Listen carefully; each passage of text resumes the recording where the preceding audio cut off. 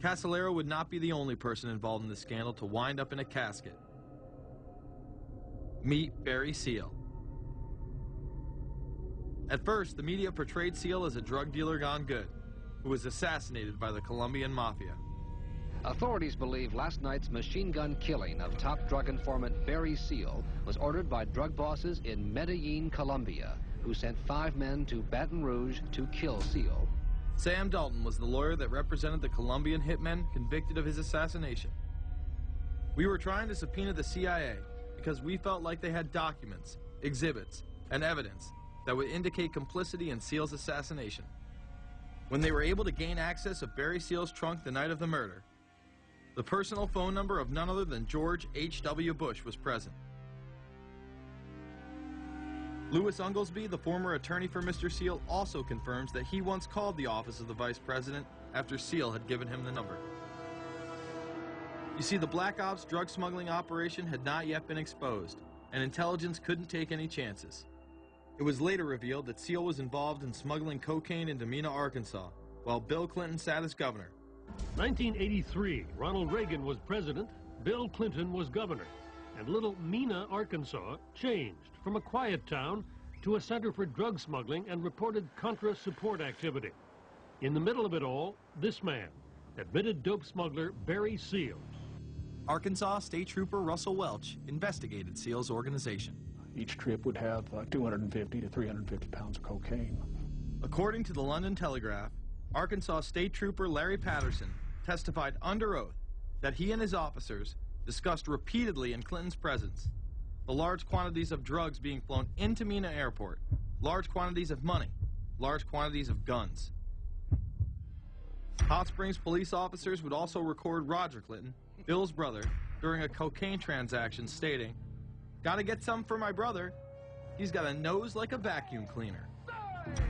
There was also a large amount of money laundering going on in Mena. Former IRS agent William Duncan traced some of Seal's drug profits laundered through Mena banks. We had direct testimony from people who were involved in the money laundering operation. We had testimony from people at banks who observed the transactions. What happened when you tried to make this case before a grand jury? I was never asked to present the evidence to a grand jury, ever. This very same network used BCCI to fund the Afghani rebels. The deputy director of the CIA, Richard Kerr, said late today that the CIA did use the Bank of Credit and Commerce International, BCCI, to support CIA activities overseas. Most people still believe that the Soviets had maliciously invaded Afghanistan in order to spread their communist agenda. The Al-Qaeda was essentially a kind of a byproduct of Brzezinski's campaign to embarrass the Soviet Union in Afghanistan. They weren't in Afghanistan at that time. Brzezinski boasted later that he was responsible for drawing them into Afghanistan. And he did this extraordinary interview with Le Nouvel Observateur in France, and they said, "But aren't you worried that you've created this whole new force of Al-Qaeda?" And he said, "Oh, what's more important, a few crazed Islamists or the fall of the Berlin Wall?" And they said, "But you know, is there no danger? Aren't they dangerous?" And he said, "Nonsense." He said all this in 1998.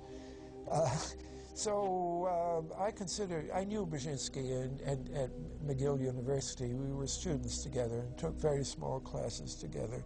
And in some ways he's bright, and in some ways he's kind of nuts. And he had the kind of nuttiness that made him attractive to the Rockefellers.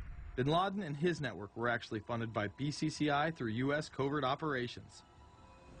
Well, the reason I bring it up, if you've ever heard any of our call-in shows, you know that we have people that think about the conspiracy theories of people like you. You would be a poster child for these people because you have served on the board of the Council on Foreign Relations.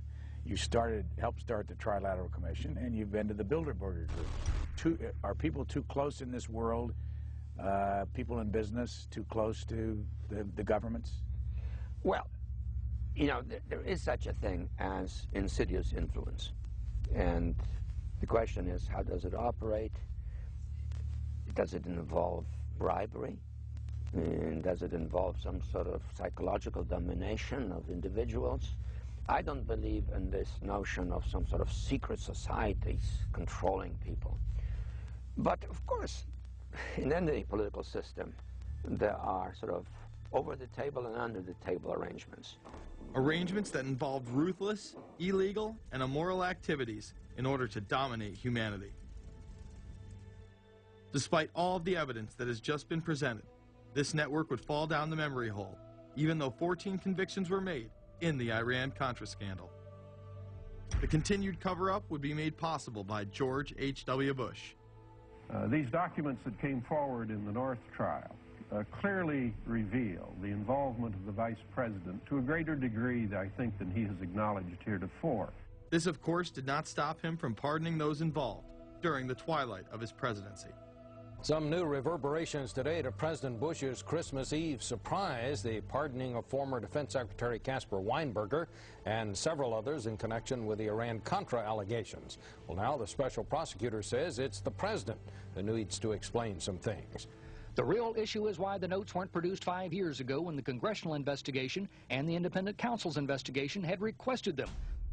Because high-level political officials scrambled to limit the investigation and establish plausible deniability for the upper echelons of the network, including Bush himself. So who is this guy, and how did he come to power? To understand that, we must first take a look at his father, Prescott. Prescott was born into privilege and became extremely influential in business, intelligence, and politics. He helped establish the CIA out of the Army's Office of Strategic Services with the Dulles brothers, and served as a senator in the state of Connecticut. However, during his time serving as one of the directors of Union Banking Corporation, he was doing business with Nazis. The Bushes have been sort of at the heart of the military-industrial complex since its very beginning, and that Prescott was involved in a firm that actually fronted for Nazi firms in America. In fact, Union Banking and its subsidiaries were seized by the United States government in October of 1942 under the Trading with the Enemy Act. After the war, the assets were returned, a few fines were paid, and it was swept under the rug of forgotten history. These Nazi ties should not be all that shocking, seeing as it has been declassified that the Office of Strategic Services recruited Nazis into its ranks through Project Paperclip in August of 1945. George Bush seemed to follow in his father's footsteps, using Prescott's business connections to move to Texas and get into the oil industry. He would first attain political office as a Texas congressman in 1966, but then lose his bid as a Texas senator in 1970. It was at this time that Nixon appointed Bush as an ambassador to the United Nations. According to official accounts, Bush then began work with the CIA as its director in 1976. Evidence suggests that Mr. Bush and the CIA actually had a much longer-standing relationship. There are indications that he had relations to the CIA before. There's a very strange memo, and the names are George Bush.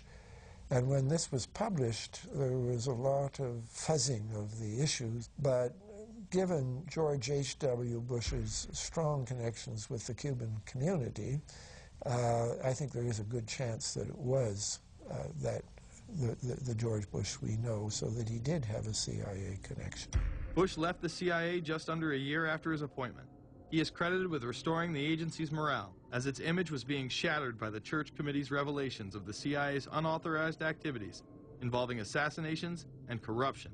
In reality, Bush was responsible for denying the Church Committee many of the documents it requested and making it impossible for them to do a thorough investigation. After his time as CIA director, he devoted himself to becoming the next president of the United States. Many people within his own party did not like his globalist ties. Along the campaign trail, Bush continually had to explain his association with the group. So, you know J.R. Ewing in the show Dallas? J.R. is a member of the Trilateral Commission, I think. It's got to be because it's so bad. Let me tell you something. I used to be a member of it. I resigned, as I did from every business thing I was in, to concentrate on one thing, running for President of the United States. Ronald Reagan initially had no interest in having Bush as his running mate. Even then presidential candidate Ronald Reagan had questions. I would suggest that maybe Mr. Bush would clear the air if he'd tell us why he resigned. Reagan's backers then forced him to choose their intelligence frontman, George H.W. Bush, as his vice president. But in spite of last year's campaign rhetoric, all seems to be back to normal between George Bush and his old colleagues, and President Reagan, who is relying on many of these powerful business leaders to make his economic package work, will host commission representatives at the White House Monday.